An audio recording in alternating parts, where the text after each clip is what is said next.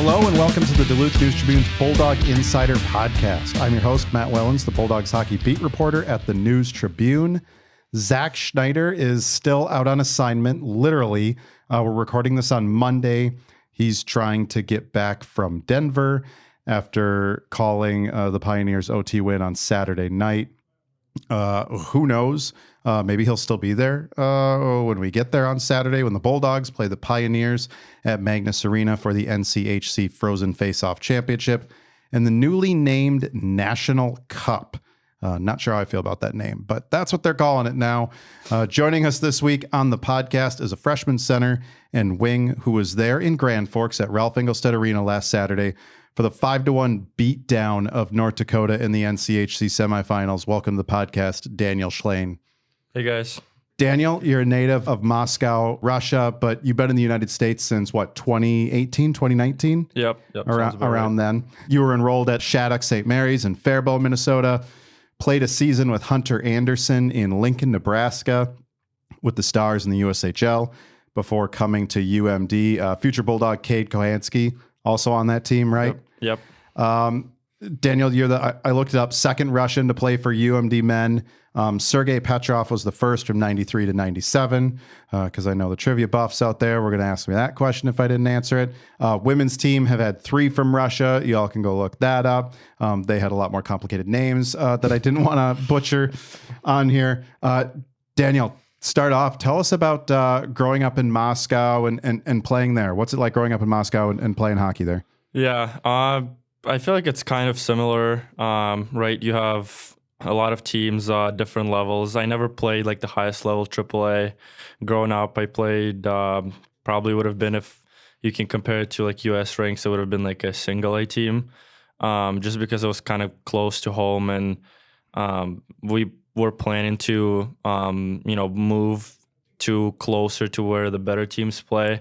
But then all of a sudden, my parents decided to send my brother Artem to US, to Shattuck, and that's where kind of my parents were like, prepare yourself, like we're moving there in a year or two. And so, yeah, I mean, that was kind of a crazy change for me. But yeah, that's kind of how it started, I guess, this journey. So in a city that large, Moscow, I mean, of all the world, probably some of the richest hockey history there is. You said a lot of different levels, a lot of different opportunities to play hockey there. It sounded like. I'm guessing even like you said, the teams that you were on, those had to still be pretty good teams. Yeah. Obviously, like we still interacted, between different levels and playing different tournaments. Like my team, we traveled to Czech for a couple of years in a row and played with the other like international teams. So it was still good competition. But yeah, I never made it to the Dynamo or CSK level because I moved a little early to US. So I was reading a little bit on some of the stuff on your brother Artem, and he was talking about how there you kind of have 2 choices: either play high level of hockey, which I think is what you're talking about, the AAA teams, mm-hmm. or focus on the education. Is that part of it? Yeah, that was major decision why my parents decided to kind of move us to US. I think here you can combine like the academic part and hockey part, like for example in college, right? There it was kind of like my brother and you said you kind of had to pick one. It was really hard to combine 2. So yeah, you would rather go all in on hockey or study hard and kind of call quits and focus on the academic. You can't really combine 2 if you want to pursue the highest level in hockey there. So when you said you guys moved to the U.S., did the entire family come to the U.S. or just you and Artem? The entire family came over here, huh? Artem moved 2 years before I did. He went to South Florida Academy for a year. He lived with billets there. And then, next year he moved to Shattuck. He spent a year in the dorms by himself. And then, his senior year, my freshman year, we moved with my parents. We all rented an apartment in Faribault. We still have it. And we just lived there, and it was probably, 3-5 minutes away from school. So it kind of all worked out. that time in Florida must be where Artem developed his love for the warm climates. Now I noticed he starts out in Yukon, goes to Northern, and then finally Arizona State and Texas. Yeah, it seemed like the blood is thinned a little bit. Artem there. No, for sure. Yeah, my mom always likes warm spots, so maybe the guy. Mom picked those for him. Mom didn't pick it for him, but he probably got something for her. She encouraged. Yeah. She didn't fight against it. Yeah. How similar? What do you remember growing up in Moscow? Like, how different is the climate there and such compared to maybe here in Minnesota? I would say for weather, it's very similar to like Minnesota. It's very cold winters and hot, decently hot summers. I lived in Faribault, and I went to Shattuck for 4 years, and there's a population of probably 20,000 people compared to whatever 20 million in Moscow. Yeah, that's a bit. That Faribault, Moscow, not anywhere in the same league. Yeah, not the same. But heck, Duluth isn't anywhere in the same. league. Lincoln's not anywhere in the same league. No, nothing is really the same there. But I moved decently early, so I don't remember as much stuff besides going to school, hanging out with my friends, and going to hockey practices. So. Your dad played a big part in wanting you guys to play hockey and get an education. What's his motivation behind that? Why did they value the education part so much? Yeah, I think it's not just my dad, and my mom is there too. I think they've always been saying that, you never know what can happen, injury or, knock on wood, but something that you can't really recover from and stuff like that. So you always got to have a plan B, and education is going to carry you as far as you want to. So just want to kind of have it in my back pocket just in case something happens. So well, Artem went through those 2 years of injuries. That's kind of how he ended up at Arizona State. Yeah. And I always thought it was cool to see him battle through those and continue. He had a really good senior year at Arizona State. I'm wondering for you guys, Shattuck. How do you get from Moscow? How did the two of you get from Moscow to Shattuck? I know that's a legendary hockey school with Sidney Crosby, Jonathan Toews, Nathan McKinnon, I believe, also went there. How'd you guys pinpoint that? Was that something your family had researched? How you guys ended up in Faribault, Minnesota? Yeah, to be honest, I didn't really play a big role in that decision. I think it was majority of my brother. He kind of insisted on moving to U.S., and, I was too small to make a decision or even know what's going on. And what happened pretty much is my dad and my mom gave my brother a week to, give a name of school that he would want to go. And he just picked Shattuck. Obviously, it's not, it's the first probably thing that came out on the Google research when he clicked it. So they said, it's a little expensive. We were probably not, going to be able to afford it for two of you.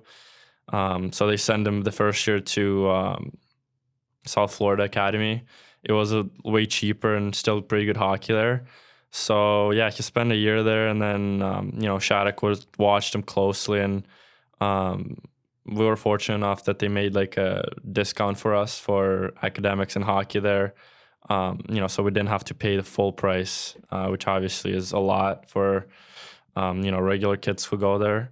But yeah, I think it was my brother probably 99% of that decision. So, what's it like for an international student at Shattuck and such? I think we've heard before on this podcast from some of the Minnesotans and other kids that have ended up there, other kids from around the country in the U.S. But internationally, what's it like they have a pretty good international student population there, don't they? Yeah, they have a lot of kids from China, Japan.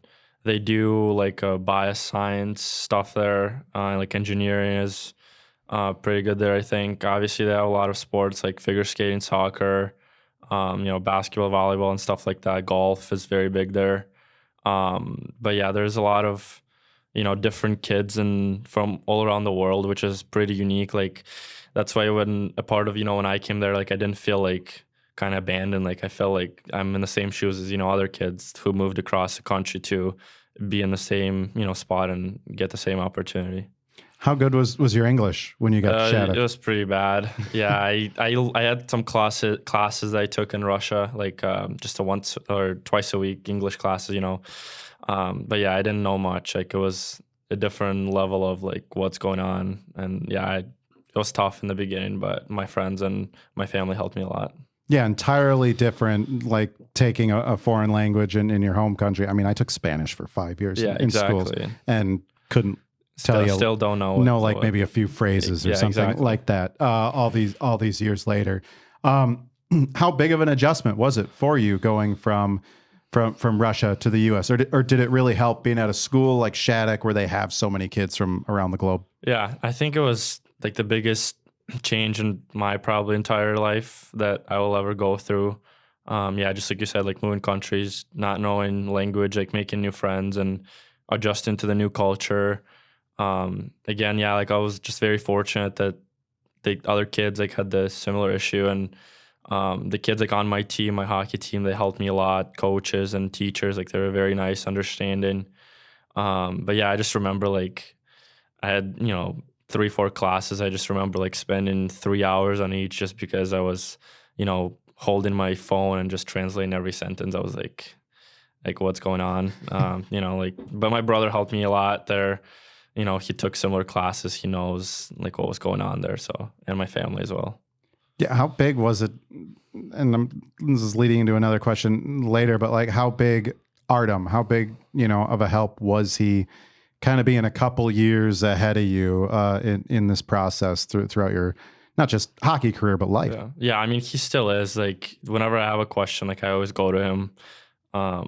Like growing up, we, fought a lot like every brother does. And I think we hit a certain like age where we both kind of understand like, okay, like it's not about fighting, right? Like when our parents are gone, like we just all have each other, right? So we really got to take care of each other. And, to this day, like he helps me a lot if I have a question, and, just like you said, not about hockey, just about whatever it is. So we always like, have a call and see what we got and stuff.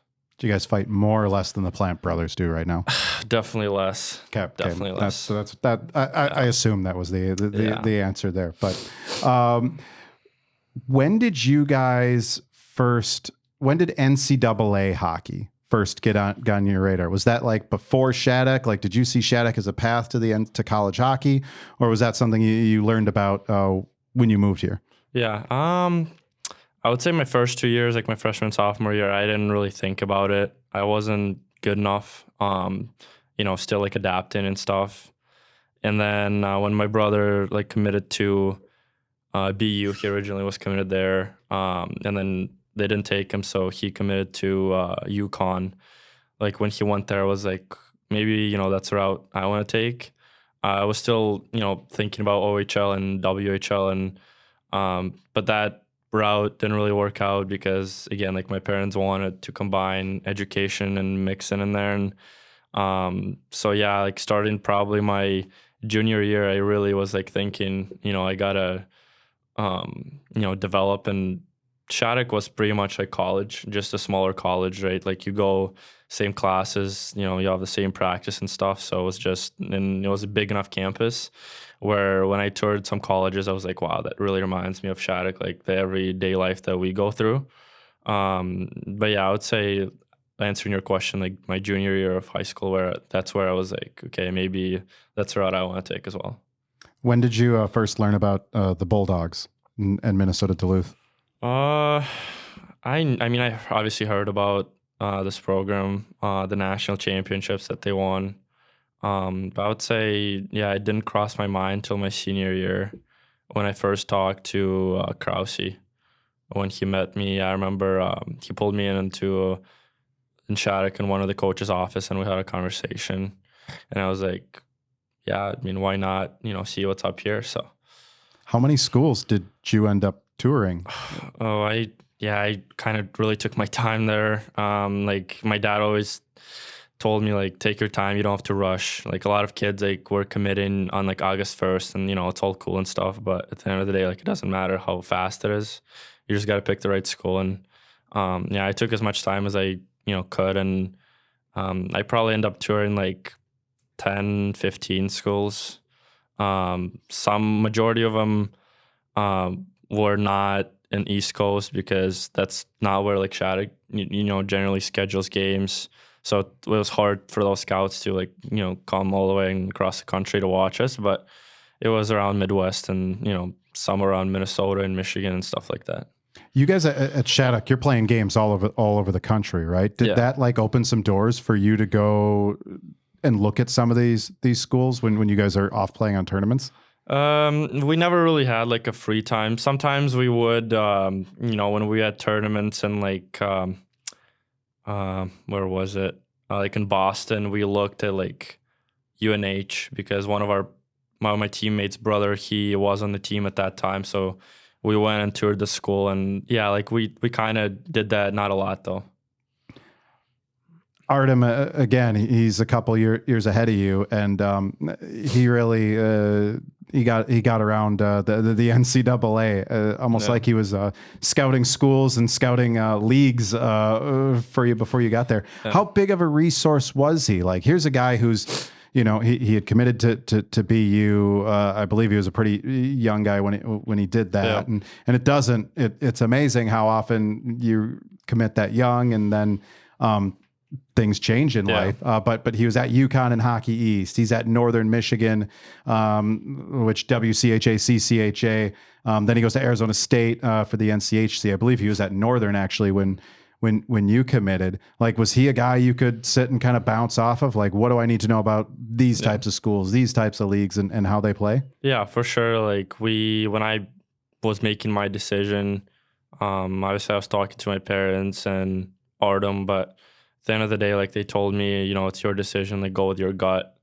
And I just felt like that was the right place. I mean, not really, much going on except just the feeling that you got. Yeah. What was it about the feeling when you talked to Krause? And I'm assuming, did you come up here and visit Duluth and everything? Yeah. It's interesting when we talk to guys on here who just blindly, they got an offer from UMD and they committed for you. What was it about the feeling that told you Duluth was the right spot? Yeah, I visited, right? My parents came too. It was a good visit. But I think just conversation like with coaches that we had, like they didn't promise me, stuff. They said fair and square, you have to deserve your spot and stuff. And I like that because, some coaches, they promise you and then they don't keep them. So I would rather not, be said anything. And then, I'm not totally sure. I just knew it was a good conference, right? You would play against good teams. Obviously, there were some good, players coming in here, including Max and Zam and Chogs and, other guys staying. So, it was just good competition all around, the players that can make you better and push you, to your fullest potential. That was it. Daniel, I think of all the freshmen, you're part of a large freshman class. I think sometimes you get overlooked when we're looking at the points and the minutes and stuff, but Scott Sandelin has thrown you into, I'd say, tougher roles than what we sometimes see freshmen thrown into. Maybe it takes them a year or two to do some of this. You've spent the season at center. I know he breaks you up, but man, I love watching like you, Ryan Zaremba, and Hunter Anderson out there. Even if you guys get yourselves in trouble sometimes, it's fun. It's fun to watch. Plants and Shogs used to do that a little bit too as freshmen out there. But you've been on the power play, you've been on the penalty kill. You're an all situation guy as a freshman. Might be one of the only freshmen that's been that all season. Coach Sandlin spoke a lot about your hockey IQ and how that allows you to take on some of these roles. What has it been like being thrown right into the fire and having all this responsibility as a freshman?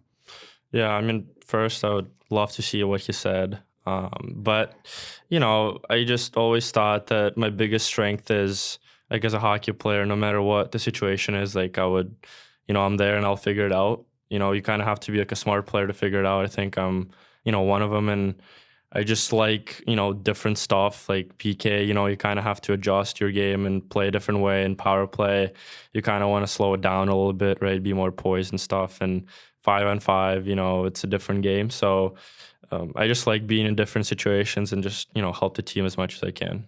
Coach Sandlin's been moving you between wing and center.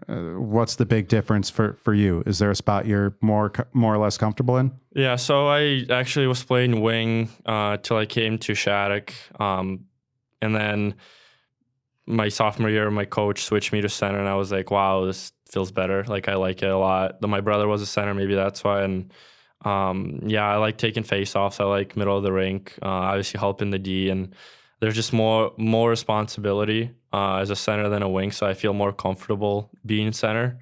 I feel like that's more like my natural position. But whenever coach sees me at whatever position, I'll do that. So. Overall, what has the adjustment been like to college? Again, I was going back and looking a little bit at your brother, and I think he had just the one goal his freshman year there, and then you look at him by the end, and he's one of the top point producers and goal scorers in college. How have you feel you've kind of adjusted so far? Yeah, when I came in, like I knew it was a step up, obviously from USHL. Every guy is just a little faster, a little stronger. Everything happens just a little quicker. I would say, time and the more games you play, the more reps you get. That's how you adjust. It's been fun so far. What's it been like being part? I mentioned you're part of a large freshman class. There was a large sophomore class that came in before you guys. What's it like being on a younger team like this in the NCAA? Yeah, I think it's more fun than being on the older team, I guess, just because you can relate, to guys. And we always talk about like our experience from, last year in USHL and how we played against each other and stuff like that. Obviously we have like seniors and juniors who are more like not fun, they're more strict. I'm kidding. But yeah, no, it's fun, just having like a balanced team. Some guys are more mature and some kind of needs a little push from the older guys, to like focus up, like let's go and stuff like that. So I think we have like a good mix of guys. The Bulldogs are playing in the NCHC Championship on Saturday. No matter what happens there, you guys are playing in the national tournament. What has it meant to be part of the team that's gotten Bulldog hockey back into the spotlight in the NCHC and NCAA, back into those title pictures? Yeah, I think it's pretty cool. Like every single time you play for a trophy, it means just, a little more. You always, compete and, when there's something to play for that just means a lot, just not personally, but for the program, to get back and for a chance to win, right? Like we practice and compete with those guys for 7-8 months now since September, and just good to like see that it's gonna pay off maybe. So what's the for you personally in your hockey career, what's the biggest title or championship that you've played for so far? I think national tournament with Shattuck. We won back-to-back years. It was pretty great experience. The first year I went to San Jose, and then the second year went to Vegas. It was pretty cool experience. Going to Vegas? Both. Yeah, I mean, obviously we were not the right age there, so we couldn't experience it fully, I guess, but it was still a lot of fun. How old were you guys in Vegas when you were there? We were anywhere 19, 18 years old. 19 to 18 years old. Yeah. So you guys had some guys that could experience some of the fun of Vegas, but no, we just stuck around. God help your coaches that had to chaperone 18 and 19-year-olds in Vegas, man. Yeah, we just kind of stuck around as a group and we walked around the main street, and it was pretty cool to see. It was my first time there. We just met back and flew out, and everyone had a great time. What would that mean for you guys to be to get the Bulldogs to a Frozen Four in Vegas? Oh yeah, that would mean the world. Just chance. You have to win 2 games, and then that's it, right? You got the trophy that that we set a goal in the beginning of the year that we'll do it, and it seemed like a very, very, very long shot from September to now. Where you have to win every single game from now on, which is possible. You only have 5 left, right? So obviously there's going to be some great teams. But yeah, anything can happen. So we've joked on this podcast already that it's the parents of parents and family members of all the players that are rooting hard at this point for the team to get to Vegas, because they'll get to actually enjoy all the fun of Vegas while the rest of us live in T-Mobile Arena for a week there. Some quick hits to close this out. Why number 13? I think that's a number some players would like run. The very superstitious ones would run away from. Yeah. I growing up, I was number 47. Me and my brother actually wore the same number. Unfortunately, in Shattuck, they have a system where they only have 1 through 24. So I couldn't get that. So I went with 13 because my brother had it. And then, I kind of just stuck with it from now on. I might change in the future back to 47. So we'll see. The Bruce Siski and Zach Schneider, the radio and TV guys, hate it when you guys change numbers. So yeah, please go ahead, change that and mess with their heads. I'm all for it. Who are you rooming with in Oakland this season, and who is the MVP of your apartment? I'm rooming with Luke Bibby, Graydon Seepman, Hunter Anderson. So it's me and Ando who have like our own room, and then them two have their own room. I don't know about MVP. I think it's kind of like changes on everyday type of performance that, the guys put on. But, we just kind of have the same routine and stuff. And, it was pretty uncomfortable like in the beginning, just sharing like one bathroom, one kitchen. Is pretty, tight and small. You're not really used to it. But now it's all good. Like we play games and like we have like Xbox competition that we do every day. And just, there's not, much to do. So we just kind of, figure out and have fun there. How does the on-campus housing at UMD compare to Shattuck? It's actually kind of similar. I would say, obviously, there's no like apartment dorms like here in Oakland. It's more, a big dorm and just rooms. There's no like kitchens and, couches and stuff like living rooms and stuff. But in terms of like room wise, I would say it's pretty similar, pretty tight wood. So it's all the same. We've heard a lot, including from him on last week's episode about Graydon Seepman's cooking abilities, which he downplays. But we asked him, "Do you have a signature dish?" And he's like, "Oh, I don't really have a signature dish, but I make beef Wellington." And I'm like, that's a signature dish. Have you had any of it? It sounds like he hasn't been sharing it. Have you had any of his beef Wellington yet? He never shares. Just kind of selfish guy. Just keeps it to himself every time. That's brutal. Yeah, he's very. Yeah, he says it's not good enough yet or something. No, it is. I don't know. I never tried it, but it smells pretty good when he cooks. I'll give him to that. But yeah, he just doesn't like to share, I guess. So. Doesn't like to share. It's got to change. That's too bad, man. Yeah, it's got to change. He doesn't share any of his cooking with you guys, huh?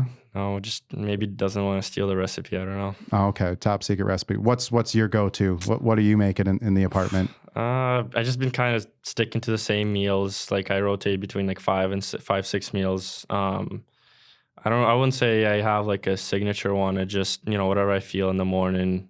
I usually make either a steak, salmon, or chicken in the oven. Just kind of simple stuff. Nothing like too crazy. Like no beef Wellington. No, like that sounds time consuming. Yeah, like that he's spending half of his day in the kitchen. Well, no, yeah, he definitely puts in shift there. Like he is there probably between like 6 to like 7:30, and then he takes like 80% of the kitchen. So like the other boys just can't cook. So yeah, there's definitely some arguments about that. Okay. So. What's a dish you miss from Russia? Ooh, well, gladly, my parents still live in Minnesota, so whenever they come to home games, they usually bring me like some home, my mom's home stuff, meals. It's usually lasts me like 3-4 days.